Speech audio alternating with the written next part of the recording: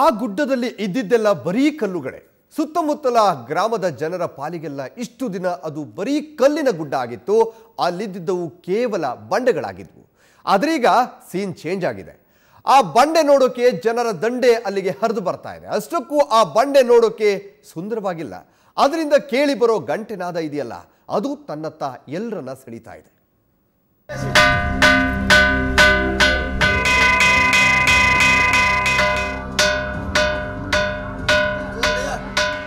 ಗಂಟೆನಾದ ಇದೆಂತ ಅಚ್ಚರಿ. ನಿಜಕ್ಕೂ ಬಂಡೆಯಿಂದ ಬರೋ ಶಬ್ದವೇ? ಮತ್ತೊಮ್ಮೆ ಕೇಳೋಣ.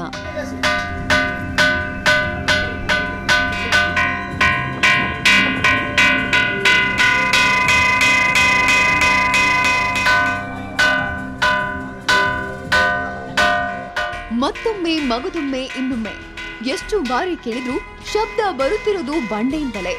ಈ ಗುಡ್ಡದ ತುಂಬಾ ಸಾಕಷ್ಟು ಬಂಡೆಗಳಿವೆ. ಪಕ್ಕದ ಬಂಡೆಯಲ್ಲೂ ಇಂಥದ್ದೇ ಶಬ್ದ ಬರುತ್ತಾ? ಪರೀಕ್ಷೆ ಮಾಡಿ ನೋಡಿದ್ರೆ ಕೇಳಿದ್ದು ಬರೀ ಕಲ್ಲಿನ ಕಠೋರ ಶಬ್ದ.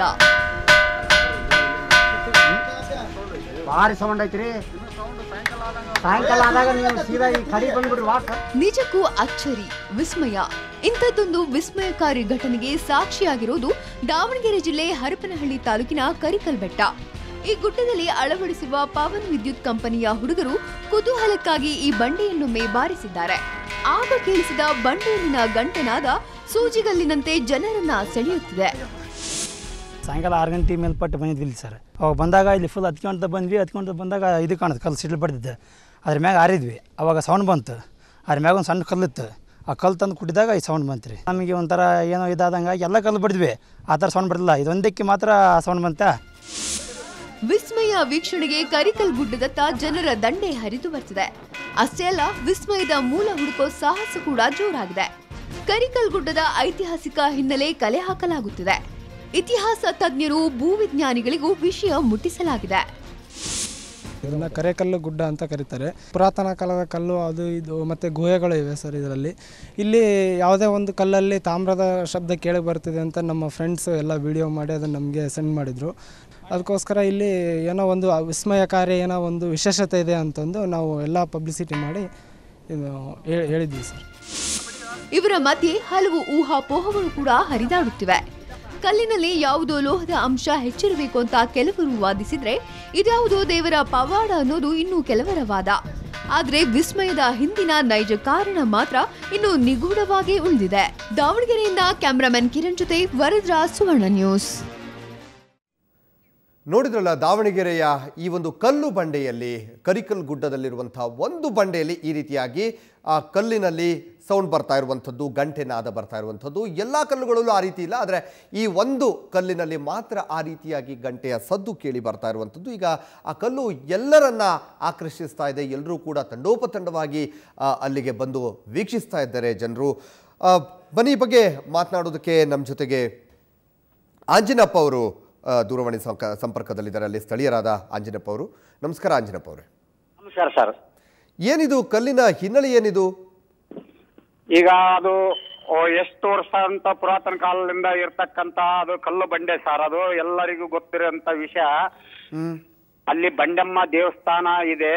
ಆ ದೇವ್ರ ಶಕ್ತಿ ಅನ್ನೋದು ಗೊತ್ತಿಲ್ಲ. ಸಿಡ್ಲು ಬಡದ ಕಲ್ಲು, ಅದು ಕಲ್ಲು ಜಜ್ಜಿದ್ರೆ ಡಣ್ ಡಣ್ ಡಣ್ ಅಂತ ಸೌಂಡ್ ಬರ್ತೈತಿ. ಅದು ಇತಿಹಾಸನೇ ಒಂದು ಬೇರೆ ಇದೈತಿ. ಓಕೆ, ದೇವ್ರು ಮಹಿಮೆ ಇರ್ಬೋದು ಅಥವಾ ಸಿಡ್ಲು ಬಡದು ಮಹಿಮೆ ಇರ್ಬೋದು ಅಂತ ಅದು ಎಲ್ಲರನ್ನು ಕೆರಳಿಸಿದೆ. ಪುರಾತನ ಕಾಲದ್ದು ಸರ್ ಅದು. ಯಾವಾಗ ಸಿಡ್ಲು ಬಡ್ದಿರುವಂತದ್ದು? ಯಾವಾಗ ಇದು? ಅದು ಸಿಡ್ಲು ಬಡದಿರೋದಂತೂ ಯಾರಿಗೂ ಗೊತ್ತಿಲ್ಲ ಸರ್. ಅದು ಅಂದ್ರ ಹಿರಿಯರು ಹೇಳ್ತಾ ಇದಾರ ಸರ್. 200 ವರ್ಷದ ತೆಳಗದು ಅಂತ ಗೊತ್ತಿಲ್ಲ, 300 ವರ್ಷದ ತೆಳಗದಂತ ಗೊತ್ತಿಲ್ಲ.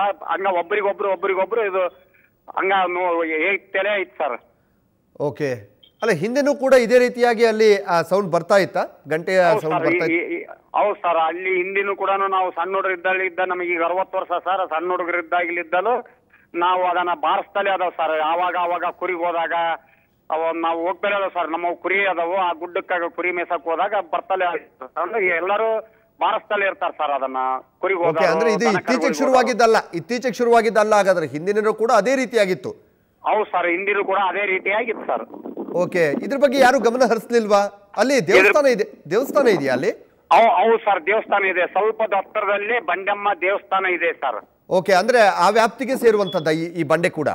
ಹೌದು ಸರ್, ಆ ವ್ಯಾಪ್ತಿಗೆ ಸೇರುವಂತದ್ದು. ಅಲ್ಲಿ ದೇವರು ದಿಂಡ್ರು ಮಾಡ್ತಾರೆ ಸರ್, ಅಲ್ಲೆಲ್ಲ ಜನರು ಪೂಜೆ ನಮಸ್ಕಾರಕ್ಕೆ ಹೋಗ್ತಾ ಇರ್ತಾರ ಶುಕ್ರವಾರ ಮಂಗಳವಾರ. ಹೆಣ್ಣು ದೇವ್ರು ಸರ್ ಬಂಡೆಮ್ಮ ಅಂತ.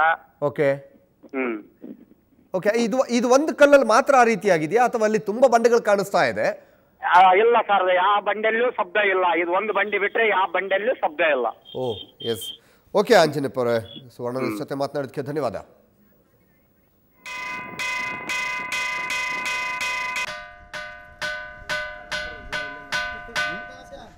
ಭಾರಿ ಸೌಂಡ್ ಐತ್ರಿ. ಸಾಯಂಕಾಲ ಆದಾಗ ನೀವು ಸೀದಾ ಈ ಕಡೆ ಬಂದ್ಬಿಡ್ರಿ.